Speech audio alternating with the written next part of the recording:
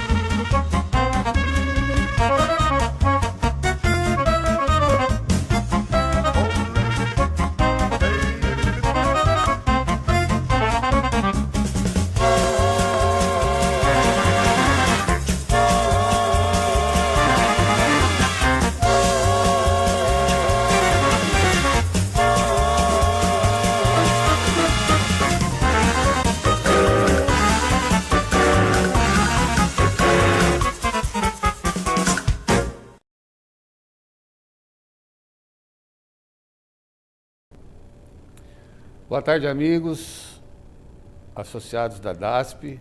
Estamos aqui de volta. Eu falhei o mês passado por motivo maior, não estive com vocês, estava com saudades. Estamos começando agora, então, mais um programa Consultor Jurídico ao vivo com o Dr. Damasceno, que tem nos ajudado bastante a entender todas as modificações e novidades no sistema tributário, principalmente no sistema tributário no Estado de São Paulo e no Brasil como um todo. Nós anunciamos que hoje teríamos dois temas relevantes, e vocês no correr do programa vão ver que realmente é bastante relevante, principalmente o segundo. Quero agradecer a PC Sistema pelo patrocínio, mais uma vez, um abraço a todos vocês aí da PC. Hoje o Dr. Damasceno está trazendo aqui uma expectativa de uma provável reforma tributária e seus possíveis reflexos nas operações estaduais e interestaduais. No segundo bloco, o Dr. Damasceno vai trazer algumas novidades com relação à decisão do Supremo Tribunal Federal com relação a um pleito nosso e uma ação que nós movemos em 1997 com relação à exclusão do ICMS no cálculo do pagamento do PIS e do COFINS. Isso já tem alguns desdobramentos, tem algumas possibilidades, tem várias possibilidades, é bastante complexo, mas é uma coisa, na minha opinião, bastante benéfica para o nosso setor. Então, nós vamos começar, então, no primeiro, que é esta provável reforma tributária e seus reflexos nas nossas operações estaduais e interestaduais. O doutor Damasceno está gripado, sentiu muito calor no Rio de Janeiro, coitado, estava lá. E aí, obviamente, pegou. Frio, né? Peguei um frio no Ceará. E o Ceará estava mais frio que o Rio. Ele pegou um resfriado, mas ele está aqui honrando a valentia e está aqui para poder nos ajudar a conversar a respeito disso. A maior parte desse assunto, principalmente do segundo bloco, eu vou falar no fim, mas a gente está preparando um almoço com os atacadistas no dia 18, lá no Fogo de Chão, como a gente sempre faz. Então, se vocês tiverem interesse de discutir um pouquinho mais perto, conversar com o Dr. Damasceno um pouquinho mais perto, a gente vai estar lá nesse almoço dia 18, próximo dia 18. E no dia 19 nós estaremos aqui de volta no estúdio para falar para as pessoas que não conseguirem ir até o nosso almoço, e principalmente para os nossos parceiros no Brasil. Nós estaremos falando disso aqui, e essa evolução de hoje até dia 18, o que vai acontecer tanto na área da reforma tributária e na área das decisões do Supremo. Doutor Damasceno, resfriado, seja bem-vindo mais uma vez, muito obrigado. E a palavra está contigo aí para a gente falar dessa possível reforma tributária. Tudo bem? Boa tarde, Sandoval. Boa tarde a todos vocês que nos acompanham aqui neste espaço. O Sandoval disse, eu saí de um calor lá do Rio de Janeiro, peguei uma frente fria que veio no Piauí, lá no Ceará, e deu uma entupidinha aqui. Mas na verdade não é gripe, eu não sei o que é, não, Sandoval, porque a gripe quebra o corpo, não é só uma certa coriza, cabeça grande. A cabeça grande é própria do cearense, né? É próprio do cearense. Também não sei se é reflexo de tanta mensagem nas redes sociais sobre fulano ganha, Beltrano perde, Beltrano ganha, Cicrano ganha. Sei que foi uma confusão tão grande que acabou foi mexendo com tudo. Mas nós já havíamos programado essa discussão, Sandoval, sobre a reforma tributária para depois das eleições, até para nós sabermos mais ou menos o que o nosso associado, o que os empresários do Brasil devem se preparar, se prevenir por possíveis mudanças e que nível essas mudanças poderão atingir o negócio de cada um. Eu quero começar hoje as nossas palavras agradecendo aos que participaram do segundo encontro do Atacado Paulista e aqueles que deram depoimento no nosso informativo, Jornal Adiante, que por sinal eu tenho que parabenizar o Marcos Frediani pela qualidade da publicação, pela matéria que tem sido caminhada através daquele informativo, né, Sandoval? Muito bom. E aquela participação dos atacadistas, dando opinião, sugerindo o que deve ser feito, porque a melhoria da nossa informação, a qualidade da nossa informação, seja pelo Jornal Adiante, seja pelas consultas diretas ou mesmo através deste programa, ele vem atender à necessidade e à procura e sugestões que os nossos associados nos enviam. Então eu quero agradecer a todos aqueles que se manifestaram, principalmente os que elogiaram o trabalho que nós levamos avante naquele encontro.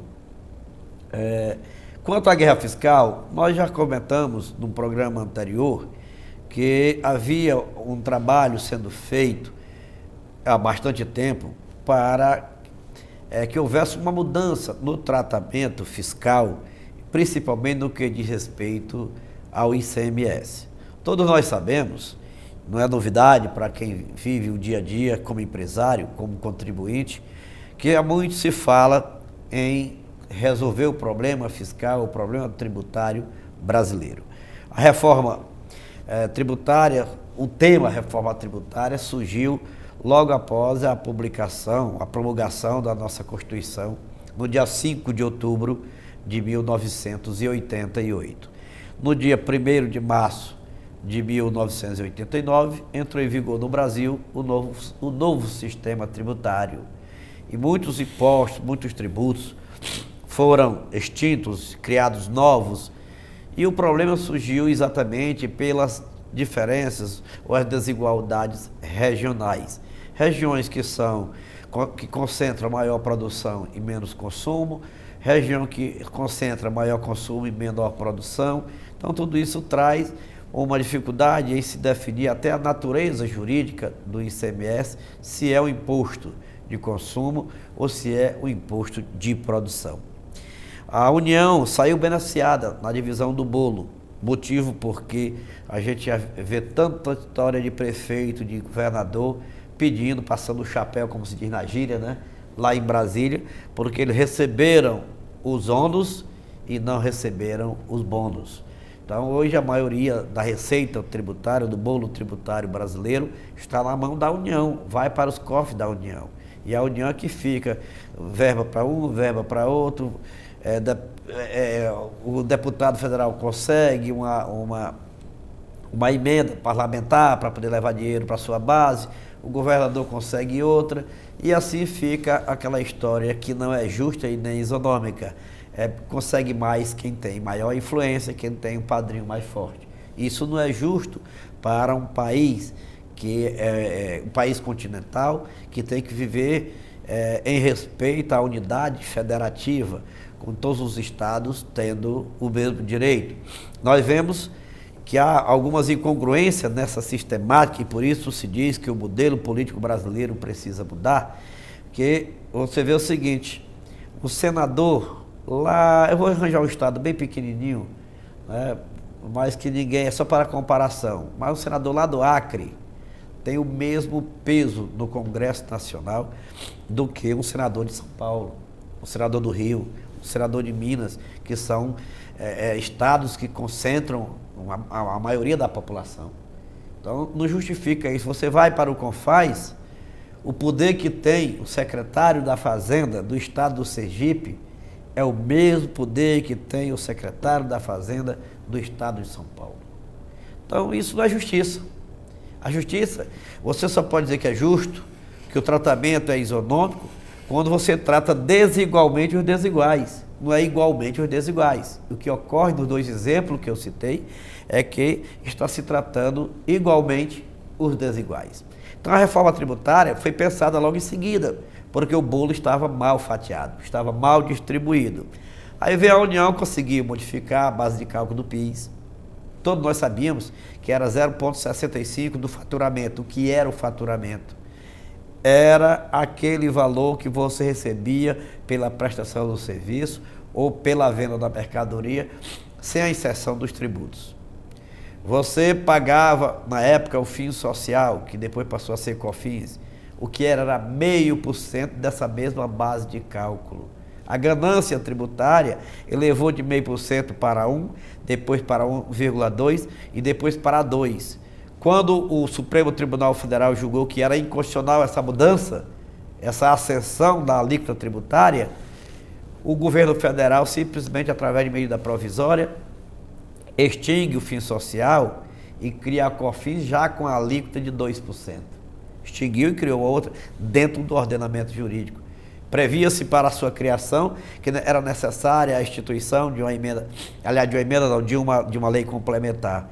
O governo aprovou através de uma lei ordinária, que depois foi validada pelo Congresso, pelo Poder Judiciário, STJ e Supremo Tribunal Federal, e vem. Aí desde então, o que nós temos de reforma? Nós temos que se muda conceitos. O tributo é o mesmo, mas a legislação muda o conceito. O que é a base de cálculo do PIS? A base de cálculo do PIS é o faturamento da empresa. Ok, tá bonito. É a lei que diz. Mas vem uma lei ordinária e diz: faturamento é. Aí bota tudo o que a empresa recebe. Faturamento é tudo que a empresa receber dentro da sua operacionalização, independente de que título da receita, de que plano de contábil. Não tem o batizado que tiver, não interessa. O que interessa é o que entre no caixa da empresa. Não é nem entre no caixa. É que entre como faturamento. Porque não entra no caixa, muitas vezes a empresa perde. O devedor não paga a mercadoria que comprou, a empresa paga o tributo. Então, é tudo que é faturado. E isso não dá certo. Hoje nós pagamos, é aquele assunto que nós vamos comentar en passant, e que vamos mais profundamente no nosso terceiro encontro, no dia 18 de novembro, nós pagamos o imposto sobre imposto. Basta que se analise qual é a base de cálculo do PIS e qual é a base de cálculo da COFINS. Todos nós sabemos que é a mesma. É o faturamento da empresa dentro da generalidade conceitual que a lei ordinária entende. Qual é a base de cálculo da contribuição social sobre o lucro?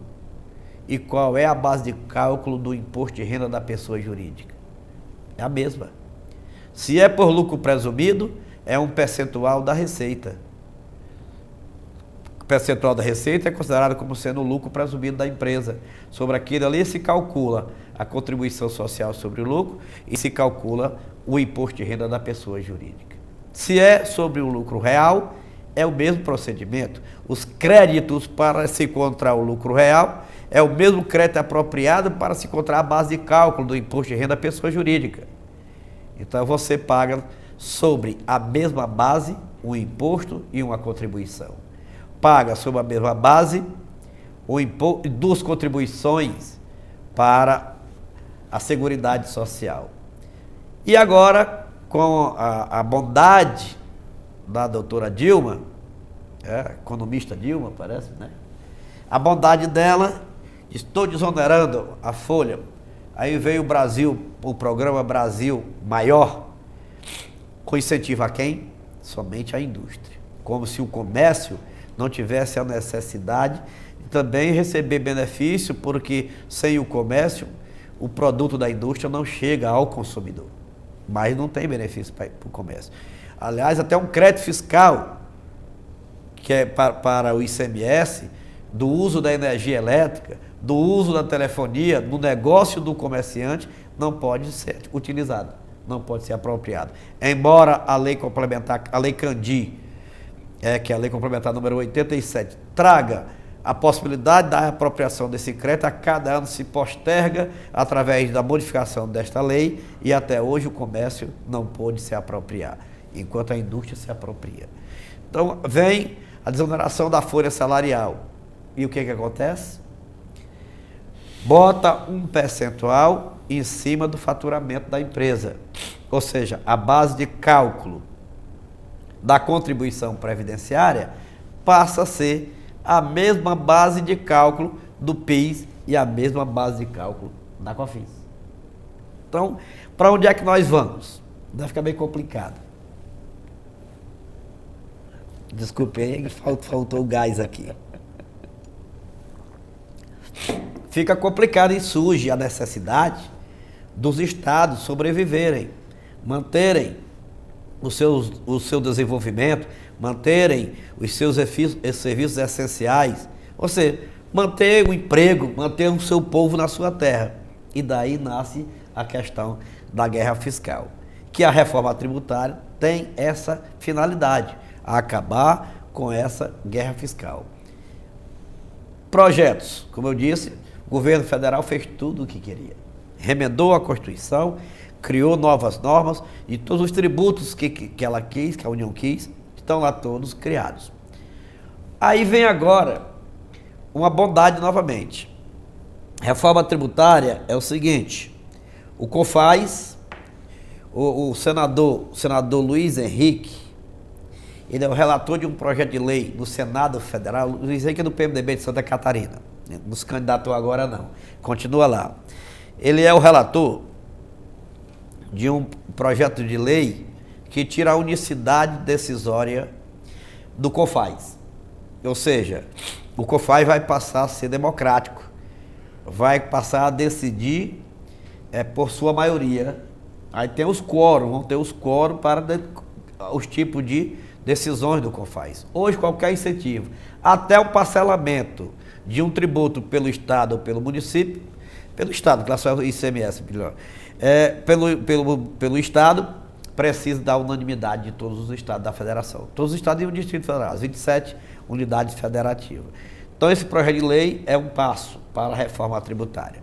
Outro passo para a reforma tributária que estava proposto desde ainda a época do Fernando Henrique Cardoso, passou pelo Lula, passou pela Dilma e até agora não saiu fora. Até agora não foi gol, né? Passou por um, passou por outro e ainda não foi gol. Aqui estabelecia a divisão equitativa do bolo do ICMS. Essas outras já foram feitas. E a desoneração da folha salarial. A desoneração da folha salarial, ela precisa ser revista e ser escalonada, como é a questão da tributação pelo Simples Nacional. O faturamento até X é X%, e assim por diante, pela escala de faturamento. Hoje é generalizado, então tem empresa que paga mais do que o que deve, porque tem pouco empregado, e tem empresa que está beneficiada. Então é um caso diferente. Aí veio ela fracionada. Primeiro, o Supremo Tribunal Federal, atendendo a algumas ações, inclusive a ação de São Paulo, julgou inconstitucional aqueles convênios que eram dados pelos estados, aqueles benefícios que eram dados pelos estados, sem passar pelo COFAS. Ou seja, que não submetia uma lei complementar que existe desde 1975, que é a lei complementar número 24. Não passar pelo COFAS, o Supremo disse, é inconstitucional. Aí acabaram com o TARI do Distrito Federal, com diversos incentivos, Rio de Janeiro, Espírito Santo, São Paulo, no que diz respeito ao leite longa-vida. Todos os estados tiveram uma perda. Só que o Supremo Tribunal Federal diz, e o contribuinte tem que devolver tudo.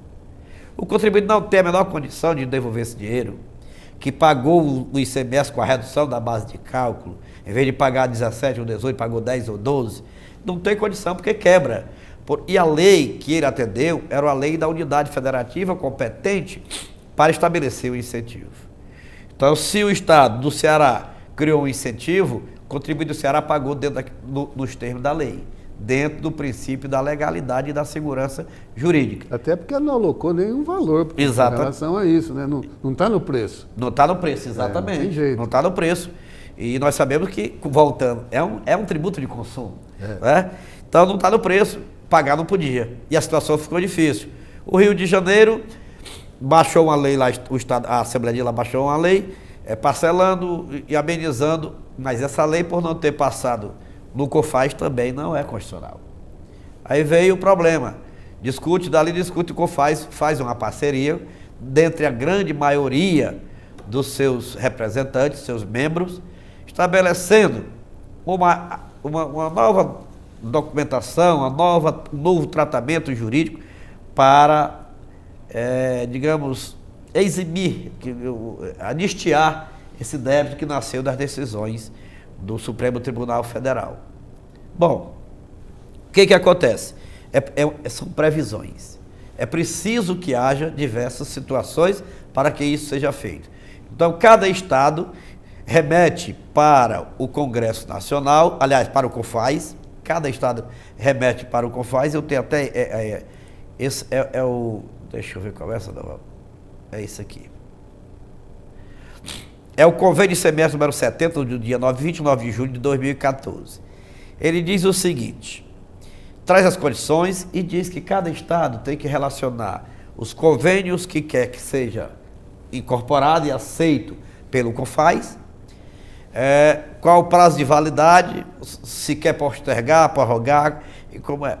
E o COFAS vai pegar aqueles convênios e aprovar por maioria dentro da lei que precisa ser aprovada pelo Congresso Nacional. Lei. Mas esse documento diz o seguinte, o que é interessante, depois de muitas exigências, estabelece que para que essas normas tenham validade, é preciso que seja aprovado uma lei que estabeleça uma sistemática de juros, parcelamentos e pagamentos devidos pelos estados à União. Tudo que o estado deve tem que ser negociado agora, senão não passa. Estabelecimento de um percentual da receita da União que vai para os estados e os municípios para ser criado um fundo de desenvolvimento regional. Esse dinheiro sai, não é da União, sai dos estados e vai para aquele fundo para ser aplicado na necessidade quando o estado perder uma unidade industrial. E a criação do fundo de desenvolvimento, outro fundo de desenvolvimento, sim, esse com dinheiro da União, que os valores seriam aportados a cada ano até chegar a um limite estabelecido na lei. Tudo isso precisa da lei. Também é necessário que seja aprovada um projeto de lei que já foi negociado no COFAS e que está tramitando na Câmara Federal, que estabelece que o ICMS das vendas pelo sistema não presencial, nós já comentamos aqui, passe a ser o de operação interestadual, sendo de operação interestadual para o estado fornecedor, com a diferença da alíquota das operações internas para o estado do consumidor, ficando o fornecedor obrigado a reter o ICMS da sua operação própria correspondente à operação interestadual e recolhendo no seu estado, e a diferença ele retém também como substituto tributário, remetendo para o estado de destino. Essas são as normas que estão tramitando. Era para ter sido aprovado no mês de agosto, algumas delas, mas com o avanço das eleições, tudo isso ficou parado no Congresso Nacional para voltar agora. E será que volta desta forma?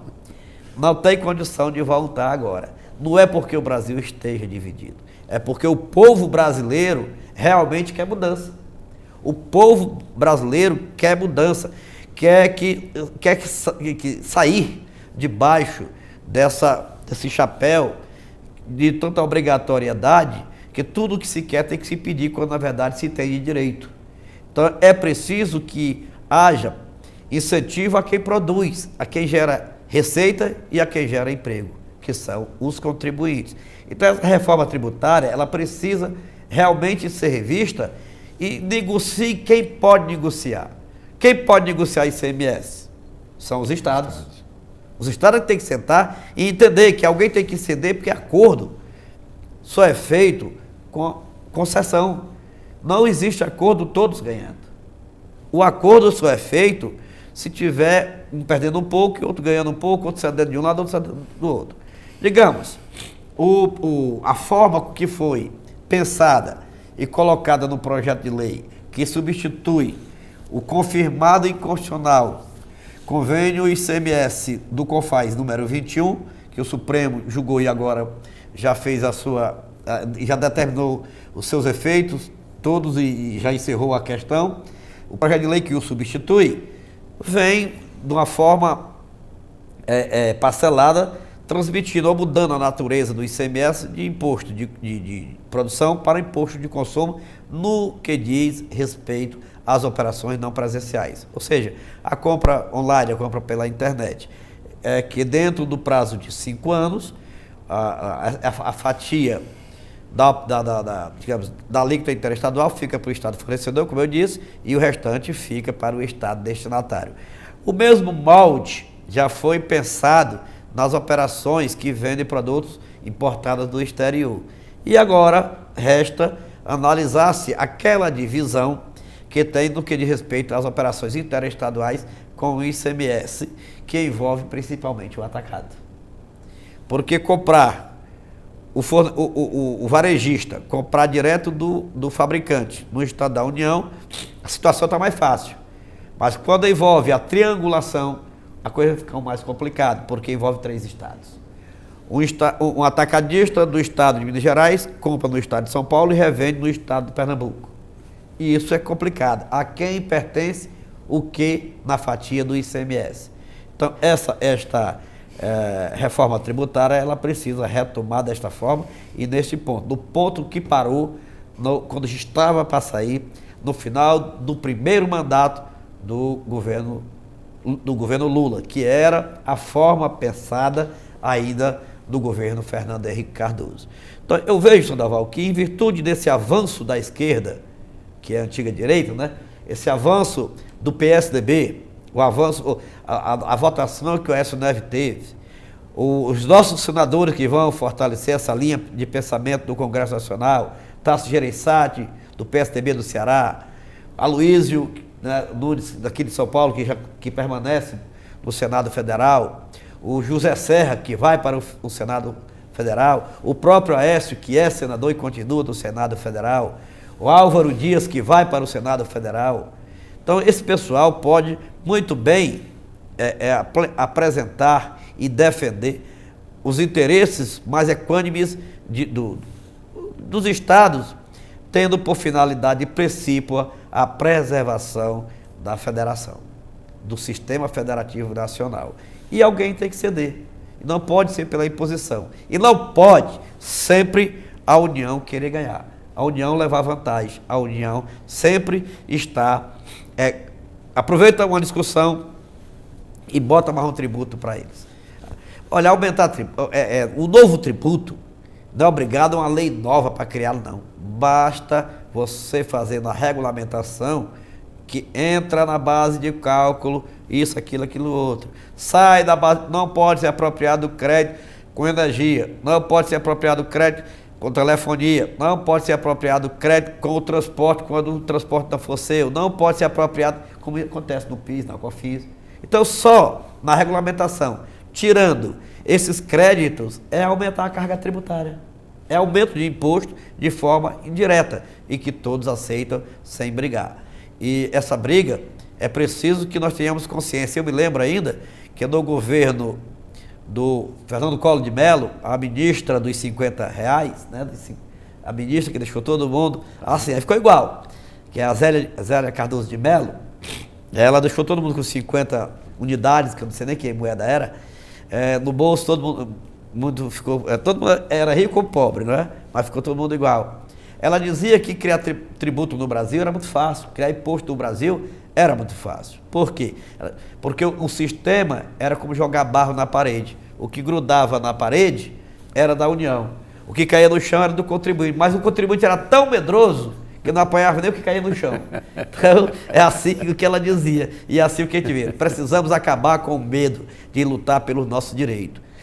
A justiça está aí para isso. Não é que queira brigar por tudo, mas pelo que tem consistência. Pelo que tem consistência, como nós vamos conversar já no segundo bloco desse nosso programa, quando vamos abordar ampação, a matéria que, aliás, mais de uma matéria, Sandoval, que é preciso alertarmos aos nossos contribuintes, nossos associados, e até os que não são, que queiram se associar, porque as decisões que foram tomadas, estão sendo tomadas no Congresso, no Supremo Tribunal Federal, ela traz grandes vantagens para todos aqueles que estão na condição de contribuinte no Brasil hoje. Daqui a pouco nós voltamos, chamamos os nossos comerciais, agradecendo a PC Sistemas, que tem mantido esse programa há quase 6 anos.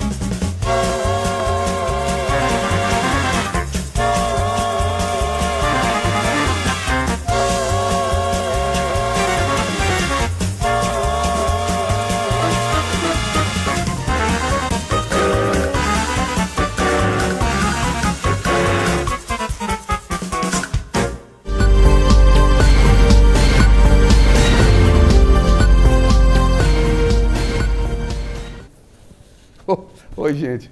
Estamos de volta aqui no nosso segundo bloco, bloco final. Mais uma vez agradeço o patrocínio da PC Sistemas, que está com a gente esse tempo todo. Esperamos que continue mais tempos ainda.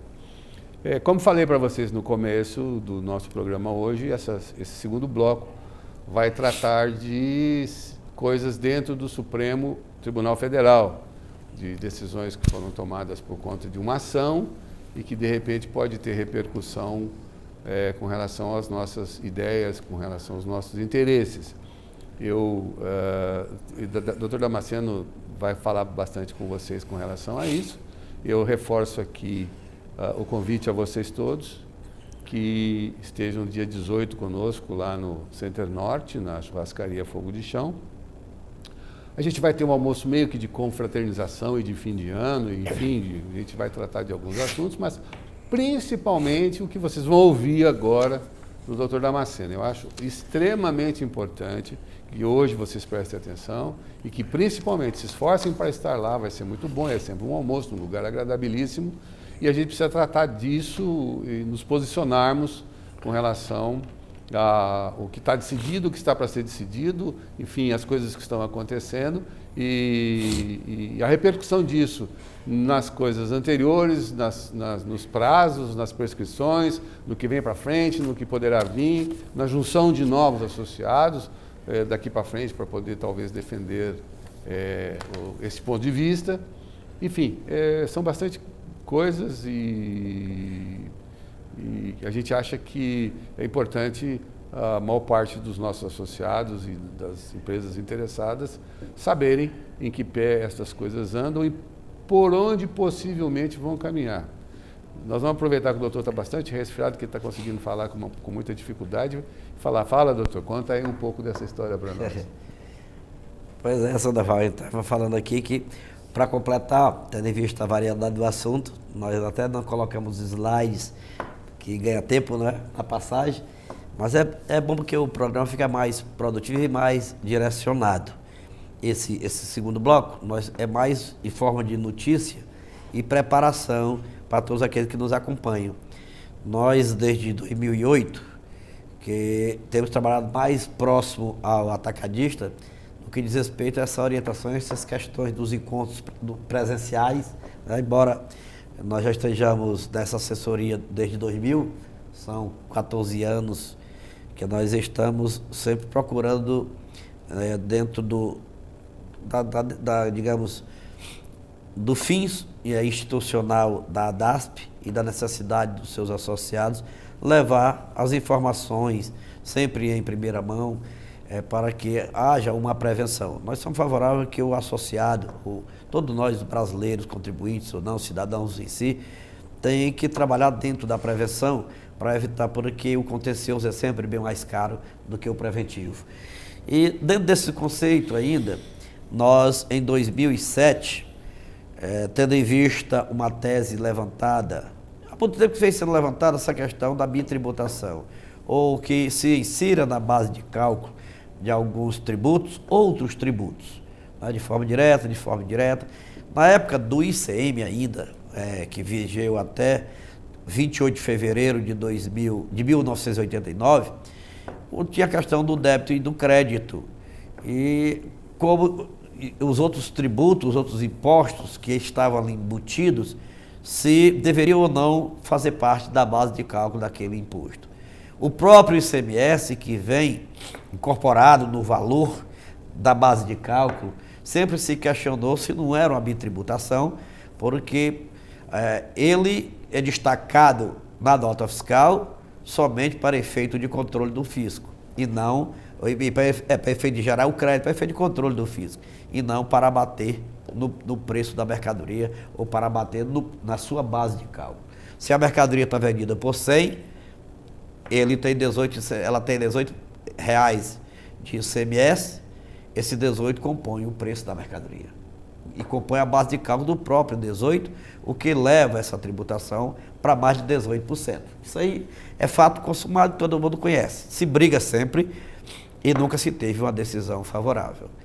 Aí vieram também, eu falei no primeiro bloco, a questão da base de cálculo do PIS, da COFINS, da contribuição social sobre o lucro, do próprio imposto de renda e agora da contribuição previdenciária para aqueles segmentos que não pagam a contribuição sobre a folha salarial, mas sobre o faturamento à base de 1%, 2% ou 3%. Sempre se questionou se realmente esses tributos deveriam ser calculados pelo bruto que a empresa fatura, ou seja, o que não é dela também. Há de convir porque se uma empresa emite uma nota fiscal vendendo mercadoria e dentro daquele preço, da duplicata que vai cobrar do seu cliente, tem um valor X, mínimo pelo menos de 8%, vamos dizer assim, de 6%, aqui quando o Estado compra de fora e revende aqui dentro, com a diferença de alíquota, para o ICMS. Ele pode apropriar esse dinheiro, dar uma destinação qualquer, ele pode comprar um carro, ele pode comprar uma máquina com esse dinheiro. Esse dinheiro não é dele. Esse dinheiro não é do empresário, não é da empresa. Esse dinheiro é do fisco, é do Estado. E se ele não repassa esse valor, ele responde a uma execução fiscal e muitas vezes responde a um processo criminal por apropriação indébita. Então não é dele. Se não é dele, ele é o mero agente repassador que cobra e repassa, porque que ele tem que, além de prestar o serviço, tem que pagar o imposto sobre ele. Então isso é injusto. E foi em cima dessa tese que o Brasil se movimentou e muitas entidades entraram com as ações. Nós, a DASP, entramos com a ação questionando a retirada ou a inclusão ou não do ICMS e do ISS da base de cálculo do PIS e da COFINS. Então, o ICMS e o ISS da base de cálculo do PIS e da COFINS. É essa a questão. Ou na ordem inversa, o PIS e a COFINS da base de cálculo do ICMS ou do ISS. Na verdade, acontece na ordem inversa. É tirar o ICMS e o ISS, o ICMS do comércio, da indústria, e o ISS das prestadoras de serviço, da base de cálculo do PIS e da COFINS, devido à União. Se vocês analisarem o que representa no faturamento de vocês, o ICMS, e vocês prestadores de serviço, o que representa o percentual do ISS, e retirarem isso do faturamento no momento de apropriar e calcular a base de cálculo do PIS e da COFINS, vocês vão ver o que representa, o montante que representa. Então nós entramos com a ação e muitas empresas, muitas entidades entraram com a ação nessa época, em 2007, 2008, e o processo, o primeiro que estava na linha da frente, é de Minas Gerais, já tinha chegado ao Supremo Tribunal Federal e estava sendo julgado. O que é bom que nós entendamos é que a maioria dos juízes federais julga improcedente a ação. A maioria dos desembargadores federais, dos tribunais regionais federais, julga improcedente a ação. Mas o STJ julga improcedente a ação. Mas o Supremo Tribunal Federal está entendendo diferente. Entende que o ICMS e o ISS não pode estar incluído na base de cálculo do PIS e da COFINS. E assim, se elas testam também, pode se questionar na base de cálculo do imposto de renda, na base de cálculo da contribuição social sobre o lucro. É um leque de discussão que vai longe. E essa decisão, ela estava em 2008 de 6-1 para os contribuintes. Para o contribuinte, estava 6-1. É uma indústria de peças de Minas Gerais. É a indústria de peças de Minas Gerais, exatamente. É um comércio, a indústria do comércio. Essa medida, o relator é o desembargador, é o ministro Luiz Fux. Não é. É aquele lá de Alagoas. Não sei o que de Melo. O nome dele agora não vem. Então, ele já tinha dado o voto dele favorável ao contribuinte. Diversos contribuintes seguiram. Aí foi pedido vista do processo. E o processo ficou em vista de 2008 até 2014, 6 anos. 6 anos para o ministro dar o voto dele. Nesse período mudou a composição do Supremo Tribunal Federal, mas os votos antes dados poderiam ser mudados pelo próprio prolator do voto. Mas como ele já tinha saído, ele ou ela não podia mais inovar no seu voto. E agora foi confirmada a decisão, por grande maioria, de que o ICMS e o ISS não pode compor a base do PIS e da COFINS. O que isso acontece? Esse detalhe é que nós vamos explicar, porque tem diversas situações e modulações. As empresas associadas da ADASP, que entraram na época na ação, têm um benefício diferente, porque o efeito pode retroagir até 2002, poderá retroagir até 2002. Qual a situação do nosso processo hoje? A situação do nosso processo, Sandoval, é que está sobrestado, ou seja, aguardando no Tribunal Regional Federal da Terceira Região a decisão do Supremo para que ele possa subir para o Supremo Tribunal Federal. E é nessa situação. Então, os detalhes, planilhas, cálculos, vantagens e desvantagem, que não tem desvantagem, nós vamos apresentar no nosso encontro do próximo dia 18 de novembro, lá na churrascaria Fogo de Chão. Todos os que eram associados da DASP em 2007, 2008, estão convidados, têm interesse direto.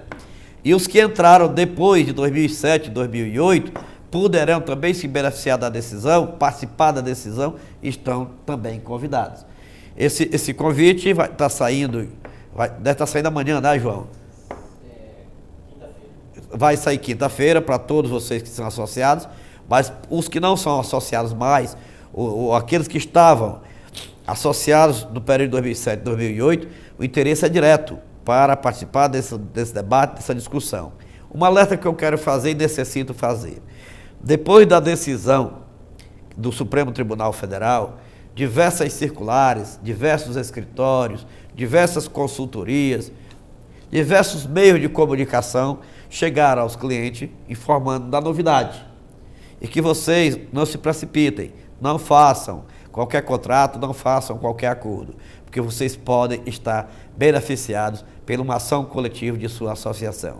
Não precisa vocês buscarem individualmente, porque vocês poderão estar já beneficiados pelo trabalho que já foi realizado ou vem sendo realizado nesses últimos 8 anos, últimos 6 anos pela nossa associação, a DASP. Algum comentário, Sandoval? Eu acho que nós temos uma oportunidade de, em parte, ressarcir um pouco desta canga tributária, né? Acho que até a exploração, porque o quanto a gente trabalha para poder ficar com um pedacinho lá no fim, eu acho que se formos vitoriosos e pudermos ressarcir, receber eu acho muito difícil, mas se pudermos ressarcir nas contribuições futuras, este saldo que nos talvez seja de direito, né? Ainda precisa algumas coisas correrem, o tribunal deixar isso de uma forma ampla. Por enquanto foi a mesma causa que nós entramos, foi ganha por uma empresa de Minas Gerais de distribuição de autopeças. Então, essa jurisprudência, no nosso entender, está formada.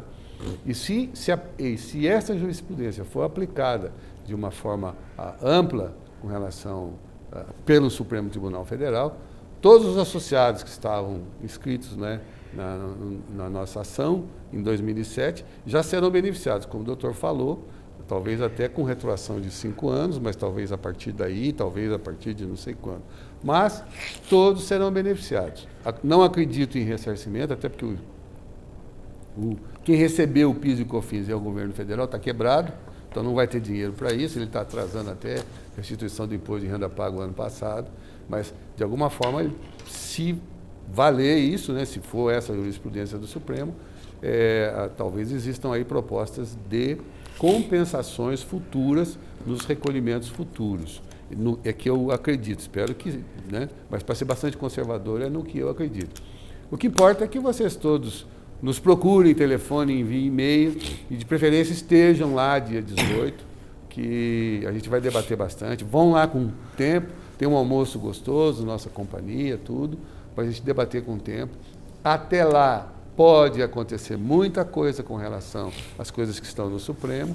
A gente vai ter um pouco mais de pauta do anterior, se tem retroação, se não tem, a partir de quando, a partir de tanto, mas, para nós, valeu que foi firmada uma jurisprudência. E eu não sou jurista, quem é jurista aqui é o doutor Damasceno, mas quando essa é firmada uma jurisprudência no Supremo, ela não muda. Isso vira jurisprudência mesmo. Então, eu acredito que, de alguma forma, a gente vai poder compensar para frente um valor muito grande. Fizemos uma conta assim, meio... só do COFINS, dá algo assim, para cima de 1% do que foi recolhido, né, do faturamento. Então, 1% do faturamento, muitas vezes, em alguns meses da nossa vida, da nossa atividade empresarial, do dia a dia, é mais do que o que a gente ofere com resultado depois do esforço de dezenas, centenas de pessoas e cálculos e isso e aquilo, e sorte, enfim. Então, acredito que, de alguma forma, isso é benéfico e não tem nada a perder, né? Nós não vamos fazer nenhuma Nós não vamos brigar com ninguém, a gente vai reivindicar o que está lá, a proposta que foi feita, a ação que foi feita, e se julgada no conforme do que a gente está entendendo, vai ser um benefício muito grande para todos nós. Ufa, parece que se isso sair eu vou soltar alguns fogos, pode ter certeza, porque é sempre ao contrário, né? Sempre tem mais uma coisinha, como o doutor falou, é sempre uma invençãozinha nova para mexer no bolso, no caixa, nos negócios das empresas. Então, eu estou muito esperançoso e espero que até dia 18 a gente tenha mais informações, e teremos, e que a gente se encontre e possa, de alguma forma, clarear um pouquinho mais o entendimento que nós estamos tendo com relação a esta exclusão do ICMS na base de cálculo do PIS e do COFINS, e exclusão também das empresas de serviço, no caso do ISS. Acho que... Outro tema muito importante que nós vamos abordar aqui, tem a grande possibilidade da redução também da carga tributária de diversas empresas, principalmente aquelas que utilizam na operacionalização o serviço de cooperativas. Também dentro da reforma, né, que o governo sempre fez, inicialmente as cooperativas retinham, principalmente a cooperativa de trabalho, retinham dos seus cooperados um percentual X para o INSS e recolhia. A cooperativa era responsável e fazia isso. Eles não ficaram muito satisfeitos porque concentrar na mão do tomador de serviço se tornou mais fácil, principalmente quando se trata de poder público, mas a lei generalizou. Primeiro, o poder público retém o INSS dos prestadores de serviços gerais e até dos que são cooperativas. A lei mudou e se estabeleceu que o tomador de serviço passasse a recolher 15% sobre o bruto da folha, 15% da nota fiscal de serviço prestado por cooperativa. Então isso é um montante muito grande. Muitas empresas adotam a contratação da cooperativa de trabalho no manuseio das mercadorias no seu estabelecimento, no seu depósito, né? Para armazenar, para botar ou seja, embalar. Tem muita empresa que utiliza esse serviço. Então, se você utiliza o serviço de cooperativa de trabalho, você tem a possibilidade de recuperar os 15% que foram pagos para a Previdência Social nos últimos 5 anos e deixar de fazê-lo.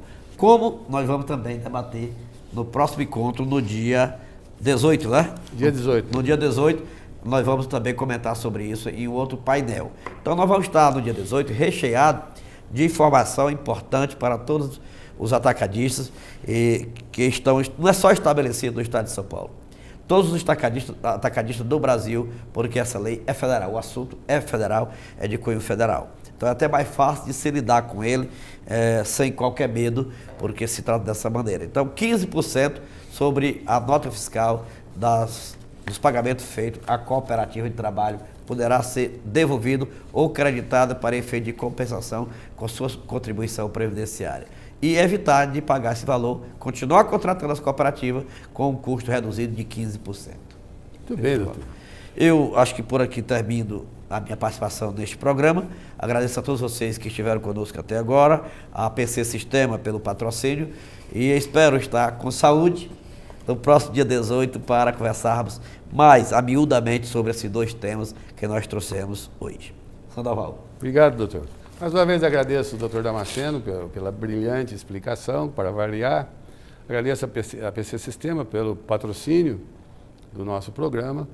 E queria lembrar a todos vocês, então, nesse dia 18, desse almoço muito bom. Os que já foram, todos adoram, todos gostam. A gente espera a presença de vocês. E que passar a mensagem de que o clima hoje criado com relação a reivindicações ou qualquer coisa que envolva governos, por conta dessas eleições foi criado um clima favorável dos agentes produtivos no Brasil.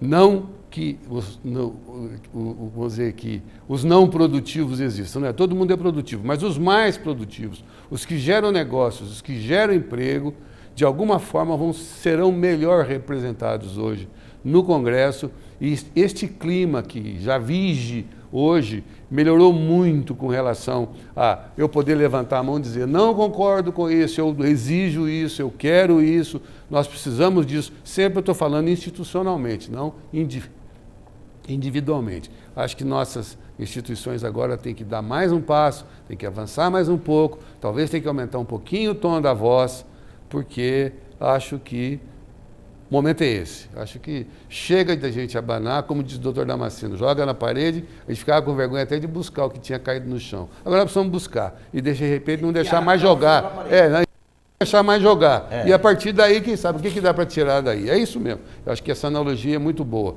Espero poder ver vocês dia 18, e independente de antes do dia 18, se vocês tiverem alguma dúvida, ligue para a gente, ligue para o doutor Damasceno, o que a gente puder fazer, ou mandem e-mail, se comuniquem. Nós precisamos agora, daqui para frente, dar-nos os braços e buscar o que nos é de direito.